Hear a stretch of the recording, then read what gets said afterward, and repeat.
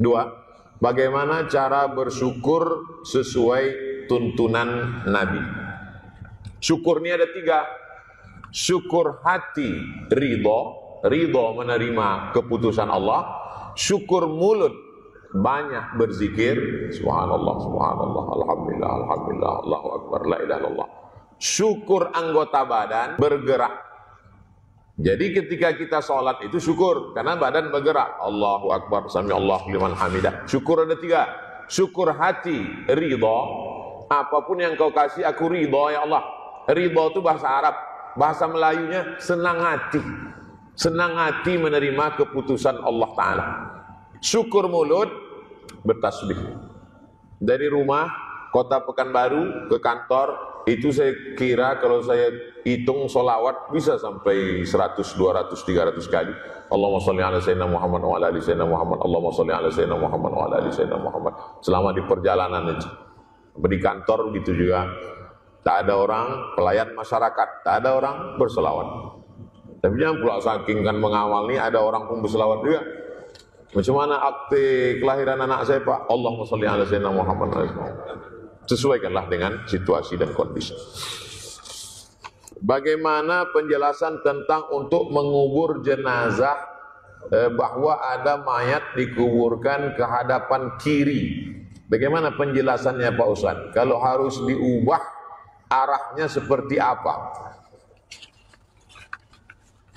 Kiblat kita mana? Kiblat ke sana.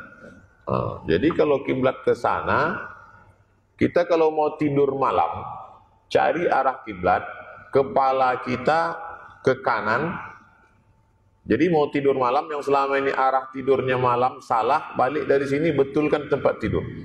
Meluruskan tempat tidur, jangan ikut feng shui dan hong shui. Ikut macam mana tidur orang mati, supaya pas mau tidur malam itu kita ingat mati. Jadi kepala ke kanan, kaki ke kiri, miring macam orang sayang. Jenazah itu begitu. Hidung jenazah itu menempel ke dinding tanah. Sebaiknya yang menempelkan hidung jenazah itu anak. Almarhumah mak saya meninggal bulan Maret tahun lalu. Adik saya megang bagian kaki, saya megang bagian kepala. Sayalah yang memuka kain itu, menempelkan hidung itu ke dinding tanah.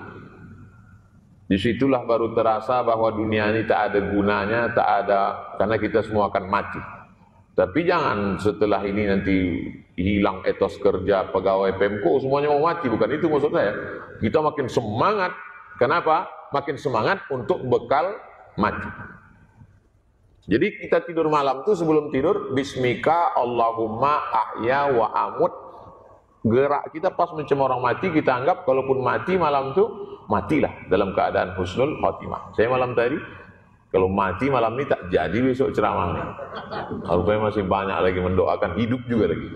Nah, oleh sebab itu, jenazah tuh mesti demikian. Tapi itu bukan rukun, bukan syarat, bukan wajib. Kalau ada kemarin jenazah dimiringkan ke kiri, apakah mesti dibuka lagi kuburnya? Tidak. Yang sudah itu, sudahlah. Tapi saya selama seumur-umur saya ceramah, baru ini pertanyaan jenazah ke kiri. Ada pula aliran ini di Pekanbaru. Itu namanya aliran sungsang. Uang ke kanannya ke kiri. Nah, oleh sebab itu, jadi tak perlu kubur itu dibongkar gara-gara itu. Assalamualaikum warahmatullahi wabarakatuh. Ustadz yang kami hormati. Waalaikumsalam warahmatullahi wabarakatuh. Mohon Ustadz pencerahan tentang konsep sabar dan cobaan. Ma asaba min musibatin fil ardi, segala yang terjadi di bumi. Maksud yang segala terjadi di bumi, gempa bumi, gunung meletus, tsunami, hujan lebat, banjir bandang. Ma asaba min musibatin fil ardi, segala yang terjadi di bumi, wala fi anfusikum, yang terjadi pada dirimu, jantung koroner, diabetes meletus, kanker, termasuklah COVID ini, illa fi kitabin, semuanya sudah tertulis di Lauhil Mahfuz. Min qabli an nabraha, sebelum kami ciptakan manusia 50.000, hadis riwayat Muslim. Innallaha katabal maqadir. Allah sudah menuliskan takdir qabla an yakhluqas samawati wal ard 50.000 sanah qabla an yakhluqas samawati wal ard. 50.000 tahun sebelum diciptakan langit dan bumi. Tapi saya tak ingin pegawai Pemko gara-gara ini semua mengalaskan takdir. Ini tak betul. Jangan nanti rapat dengan Pak Ayat ditanya, "Gimana laporan-laporan Pak?" Nah, kita serahkan aja pada takdir Pak. Ini golongan Jabariyah. Golongan Jabariyah ini golongan apatis. Kata dia semuanya takdir kita ini macam wayang yang dimainkan oleh dalang. Itu ahlul bid'ah. Sedangkan kita ahlus sunnah wal jamaah tetap ada namanya ikhtiar, usaha. Ini termasuk usaha kita. PSBB itu usaha. Tembak kening tadi itu usaha. Pakai masker ini usaha, cuci tangan, hand sanitizer itu usaha, kena juga takdir. Tapi kalau tak berusaha kena sebab akibat. Jadi bedakan antara takdir dan sebab akibat. Kalau tidak begitu nanti mahasiswa-mahasiswa ini mengakal-akali orang tua. Pulang dari kampus, balik kampung, tunjukkan transkrip nilai. Berapa IP-mu? Tengok, kenapa IP kau 2,5? Ya, itu dah takdir Allah. Tak bisa begitu. Nah ini ada namanya takdir. Kalau sudah usaha optimal, terjadi juga qaddar Allah, takdir dari Allah. Tak bisa terelakkan lagi. Jadi bagaimana kita menyikapi itu semua? Tidak ada cara kecuali ridha menerima takdir Allah. Kalau kita usaha. Tapi kalau belum usaha, itu kurang usaha namanya. Maka kita introspeksi diri. Yang salah itu adalah kita. Kesalahan manusia, yang salah dia, disalahkannya Tuhan. 2 kali dia salah. Mengkambing hitamkan Tuhan. Memburukkan Tuhan atas kesalahan dia. Itu bukan aliran Ahlus Sunnah wal Jamaah. Tidak ada yang bisa menenangkan hati kecuali zikir dan sholat. Berapa banyak zikirnya Pak Ustaz? Istighfar 100, sholawat 100, la ilaha illallah 100. Habis subuh atau mau tidur malam. Mana dalilnya berzikir 100.000? Abu Hurairah sebelum tidur malam, dia menyimpul tali alfa uqdah, 2.000 simpul. Sebelum tidur malam disimpulnya 2.000 simpul, yusabbihu biha, dipakainya untuk bertasbih. Subhanallah, subhanallah. Itulah dalil boleh membuat tasbih 100, 200, 700, 1000, 2000. Nanti kalau ada orang mengatakan bertasbih dengan hitungan-hitungan itu bid'ah. Nih, amal Abu Hurairah. Buka kitab Syiar A'lam An-Nubala, ditulis oleh Imam Az-Zahabi.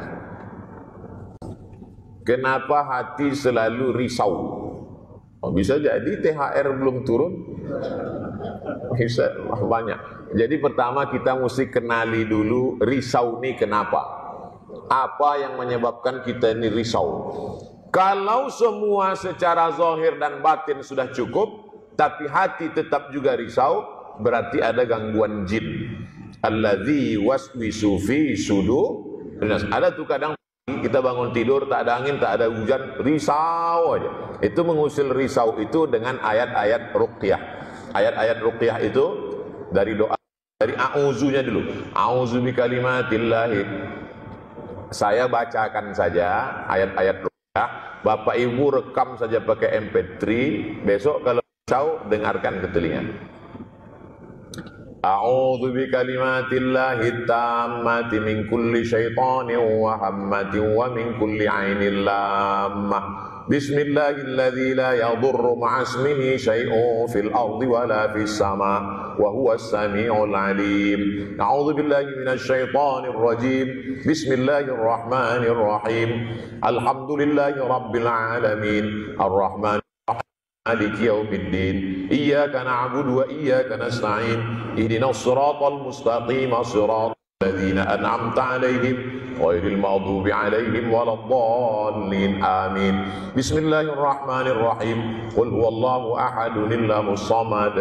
Lam yalid wa lam yulad wa lam yakul lahu kufuwan ahad. Bismillahirrahmanirrahim. Qul a'udzu birabbil falaq min syarri ma khalaq wa min غاسق إذا وقب ومن شر النفاثات في العقد ومن شر حاسد إذا حسد. Bismillahirrahmanirrahim. Qul a'udzu birabbin nas, malikin nas, ilahin nas, min syarril waswasil khannas, alladzi yuwaswisu fi sudurin nas, minal jinnati wan nas. Bismillahirrahmanirrahim. Alif lam mim. Dzalikal kitabu la raiba fihi hudan lil muttaqin. Alladzina yu'minuna bil ghaibi wa yuqimuna as-salata wa mimma هم ينفقون والذين يؤمنون بما أنزل إليك وما أنزل من قبلك وبالآخرة هم يوقنون أولئك على هدى من ربهم وأولئك هم المفلحون الله لا إله إلا هو الحي القيوم لا تأخذه سنة ولا نوم له ما في السماوات وما في الأرض ما الذي يشفع عنده إلا بإذنه يعلم ما بين أيديهم وما خلفهم ولا يحيطون بشيء من علمه إلا بما شاء وسع كرسيه السماوات والأرض ولا يؤوده حفظهما وهو العلي العظيم لله ما في السماوات وما في الأرض وإن تبدوا ما في أنفسكم أو تخفوه يحاسبكم به الله فيغفر لمن يشاء ويعذب من يشاء والله على كل شيء قدير آمن الرسول بما أنزل إليه من ربه والمؤمنون كل آمن بالله وملائكته وكتبه ورسله لا نفرق بين أحد من رسله وقالوا سمعنا وأطعنا غفرانك ربنا وإليك المصير لا يكلف الله نفسا إلا وسعها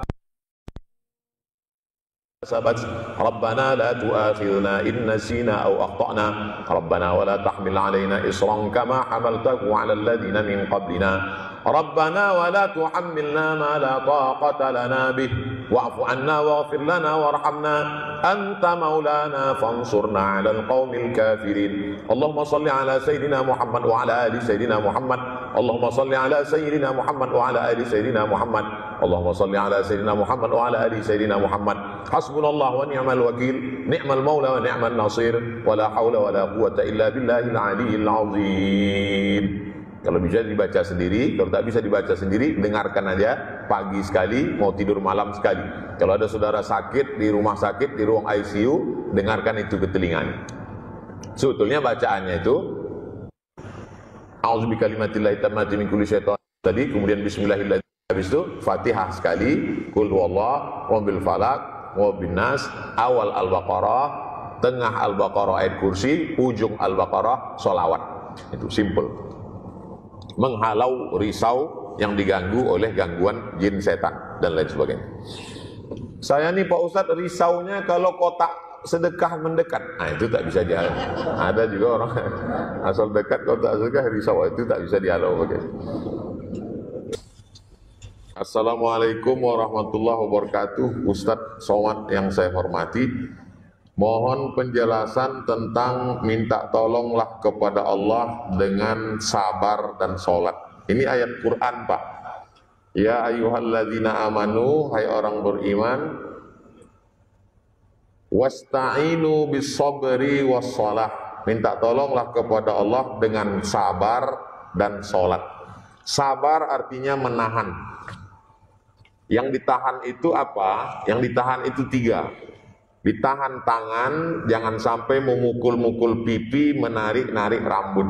Karena biasanya orang kalau marah, memukul pipi, menarik rambut. Itu marah. Tapi kalau udah marah sekali, pipi orang pula dipukul. Jadi itu makna menahan. Yang ditahan itu 3. Pertama, tangan jangan menarik rambut, memukul pipi. Mulut jangan sampai mencaci maki, sumpah serapah. Hati jangan sampai ada berkata dalam hati, mengapalah Tuhan ini tak adil. Nah itu. Jadi tahanlah dengan sabar 3 yang ditahan. Tahan tangan, tahan lidah, tahan hati. Setelah mampu itu ditahan, baru wassalah, sholatlah. Sholat apa? Sholat sunat hajat. Usolli sunnatal hajat rakaataini lillahi ta'ala. Hajatnya tak usah disebut di mulut. Usolli sunnatal hajat, tapi hajatnya dalam hati, minta supaya diberikan Allah kesabaran. Karena pergi pun kita ke rumah sakit yang di Jalan Ahmad Yani, ada di situ psikiater. Kalau kita setelah Pak Dokter Darusman, Dr. Darisman. Pergi pun kita ke beliau, nanti tetap dia tuliskan resep, dikasihnya obat. Habis makan obat itu kita tidur. Nanti begitu kita bangun, kumat dia lagi. Kita makan lagi. Akhirnya hidup kita hanya untuk tidur. Saya tidak menyalahkan orang. Saya pun sampai hari ini ke dokter. Tapi kita kalau pergi ke psikiater, psikolog, mereka tetap mengatakan ya sesuai dengan agama masing-masing. Artinya tetap berserah kepada Tuhan, kepada Allah Subhanahu wa taala. Jadi memperbanyak salat sunat. Pagi salat duha. Sempatkan dulu salat duha 2 rakaat sebelum berangkat. Kalau Bapak Ibu berangkat jam 7 dari kota Pekanbaru ke kantor, sudah bisa salat duha. Tapi katanya salat duha jam 9 Pak Ustaz. Jam 9, jam 10 waktu afdal. Tapi duha sudah bisa dilaksanakan sewaktu dengan maghrib. Mudah cara mengukur sholat duha itu, asal sewaktu dengan maghrib. Maksudnya kalau maghrib di Pekanbaru jam 6.30, maka jam 6.30 pagi sudah bisa sholat duha. Bedanya dengan isyraq, kalau cukup 3 unsur namanya isyraq. Sholat subuh berjamaah, duduk berzikir mengingat Allah sampai terbit matahari. Sholat sunat dia, itu namanya sholat sunat isyraq. Usolli sunnatal isyraq raka'ataini lillahi ta'ala. Biasa dulu kita buat Sabtu subuh di An-Nur. Tapi kalau tidak cukup 3 rukun, sholat subuhnya di rumah. Karena Covid. Tak Covid pun di rumah juga. Kemudian tak ada berzikir sampai terbit matahari. Jam 6.30 dia sholat sunat, namanya sholat sunat duha. Sholat sunat duha ini waktunya terbentang sampai 15 menit menjelang zuhur. Waktu zawal, tergelincir matahari itu tak boleh lagi sholat. 3 waktu yang tak boleh sholat, terbit matahari, tergelincir matahari, tenggelam matahari. Karena itu dulu waktu yang dipakai oleh kafir musyrik untuk menyembah Lata, Uzza, Manat, Hubal, Jibti, Tahut, Naham. Nah ini tentang sholat. Jadi kalau kebetulan malam mau tidur, sholat witir. Sebelum tidur malam, paksa-paksakan sholat witir. Supaya sebelum tidur tuh kita berwudu. Kalau saya beramal itu, karena saya termasuk orang yang tidak terlalu rajin macam ustadz-ustadz yang kiai-kiai tuan-tuan guru. Jadi saya selalu membuat satu amal tuh sekali dayung 2-3 pulau terlampaui. Ada guru mengatakan berwuduklah sebelum tidur, sholatlah sebelum tidur, bacalah ayat awal Al-Baqarah, ayat kursi dengan ujung Al-Baqarah. Saya buat sekali lalu. Jadi sebelum tidur wuduk dulu, sholat witir 3 rakaat. Rakaat pertama baca alif lam mim zalikal kitabul la raiba fih 5 ayat sampai wa ulaika humul muflihun. Rakaat kedua baca ayat kursi Allahu la ilaha illa qayyum la ta'khudhuhu sampai habis. Rakaat ketiga baca ujung yang biasa kita baca tahlil lillahi ma fis samawati wa ma fil ardh. Nah, jadi sekali lalu 3-3-nya dapat. Wuduknya dapat, sholatnya dapat, 3 ayat tadi dapat. Kalau kita sudah terbiasa begitu, jadi otomatis pas mau tidur malam pasti kita berwudu, sholat sunat. Kalau sudah kita laksanakan, baru terasa ringan. Kalau tak kita laksanakan, terasa berat. Macam ada yang belum kita laksanakan. Buat terus sampai bak kata pepatah, Allah bisa karena biasa.